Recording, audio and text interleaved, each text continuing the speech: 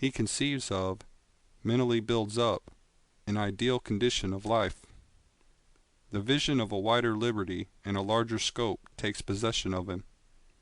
Unrest urges him to take action, and he utilizes all his spare time and means, small though they are, to the development of his latent powers and resources.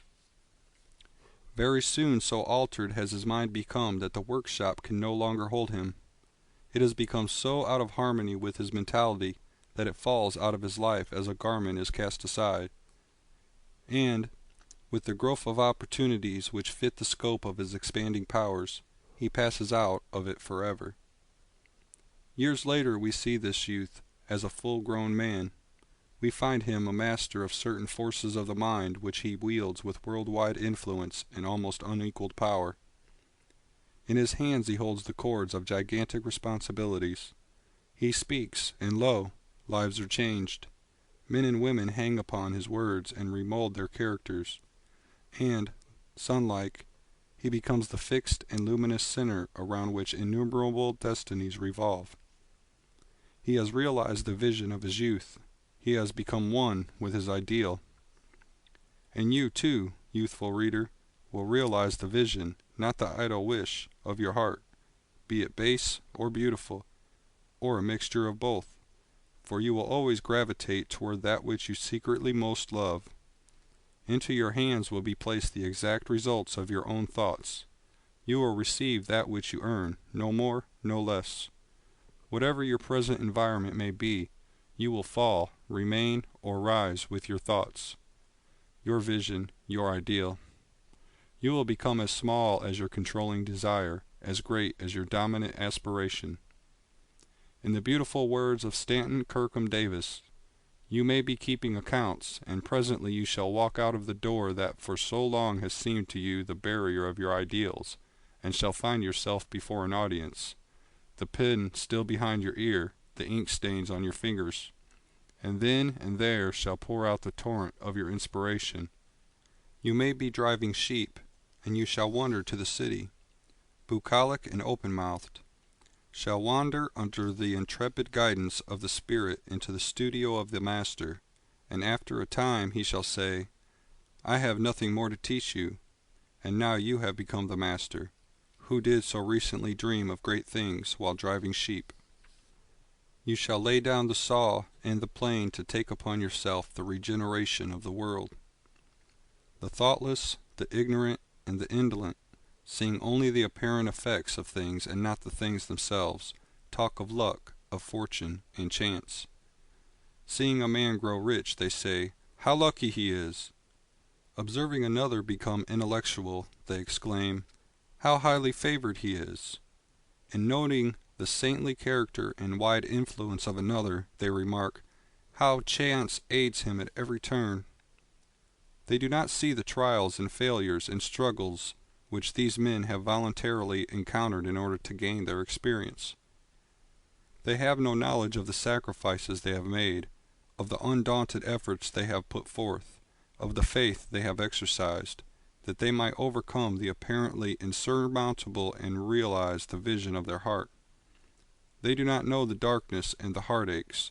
They only see the light and joy, and call it luck. Do not see the long and arduous journey, but only behold the pleasant goal, and call it good fortune.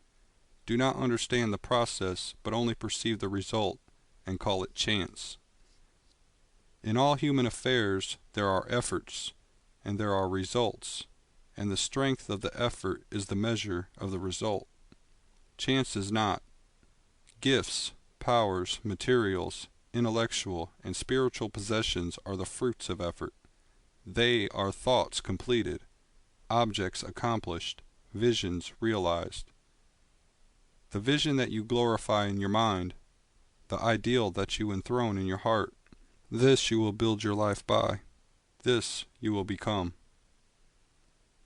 End of Chapter 6. Visions and Ideals.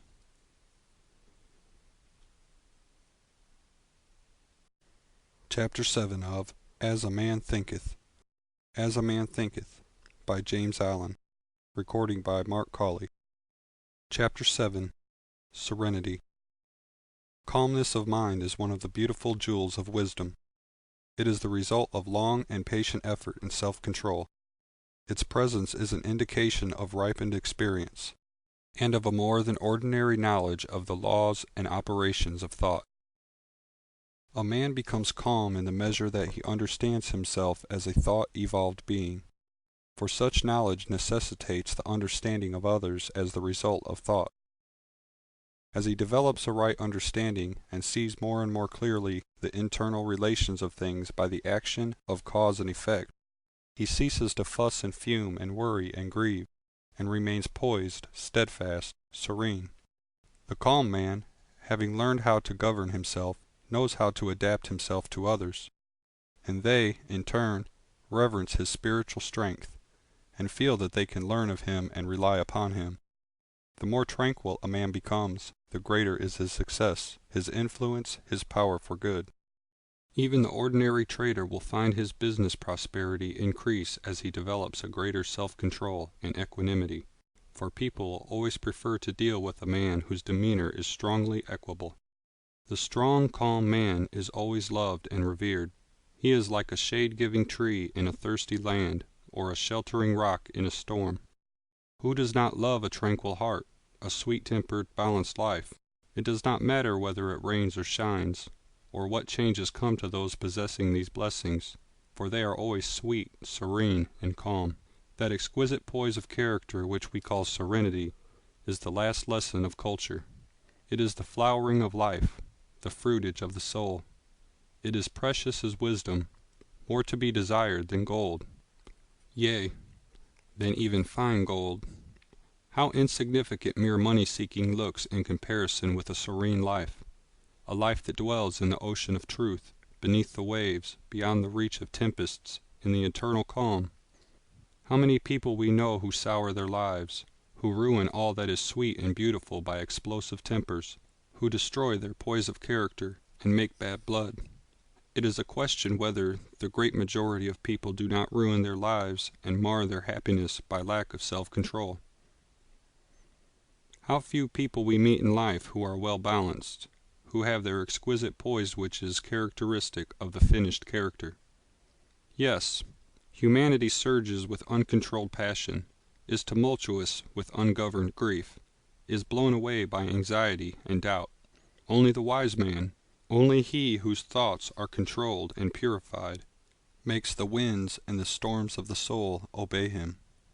Tempest-tossed souls, wherever ye may be, under whatsoever conditions ye may live, know this: in the ocean of life the isles of blessedness are smiling, and the sunny shore of your ideal awaits your coming. Keep your hand firmly upon the helm of thought. In the bark of your soul reclines the commanding master. He does but sleep. Wake him. Self-control is strength. Right thought is mastery. Calmness is power. Say unto your heart, Peace, be still. End of Chapter 7. Serenity.